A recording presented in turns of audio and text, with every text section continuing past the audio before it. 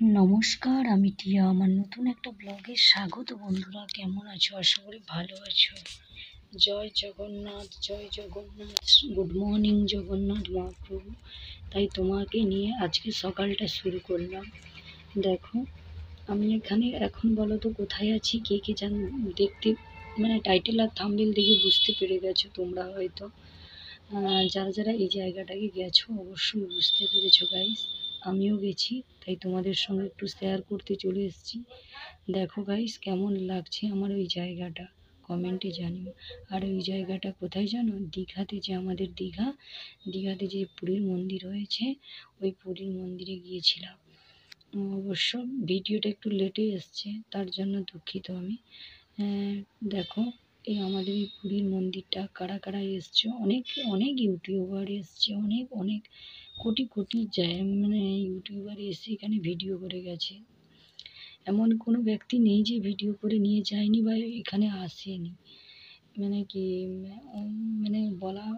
বোঝানো যাবে না, বলে বোঝানো যাবে না গাইস।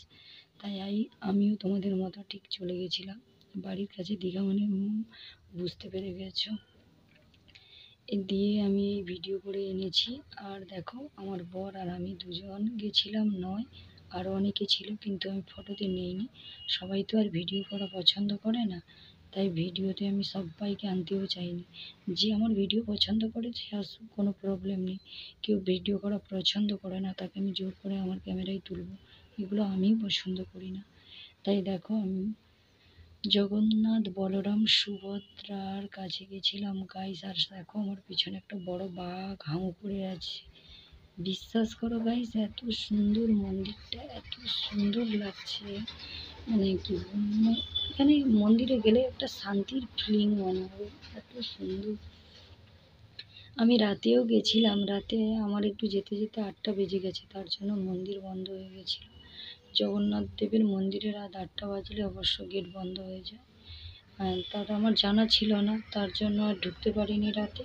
তাই আমি দিনের সকালে গেছিলাম, সকালে অল টাইম খোলা ছিল, তাই সকালে গেছিলাম। দেখো গাইস, সকালে গিয়ে আমি কয়েকটা ভিডিও বানালাম, তোমাদেরকে সঙ্গে শেয়ারও করছি।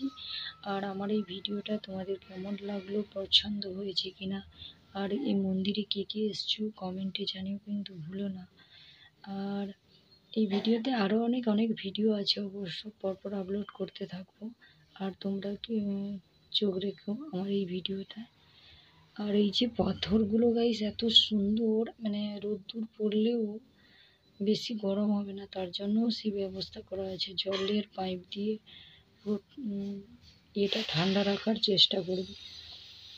অবশ্য কোটি কোটি টাকা খরচ করে এই মন্দিরটা বানিয়েছে। প্লিজ তোমরা পারো যদি একবার ঘুরে যেও। ওকে বন্ধুরা, ভালো থেকো। শুভ সকাল, টাটা।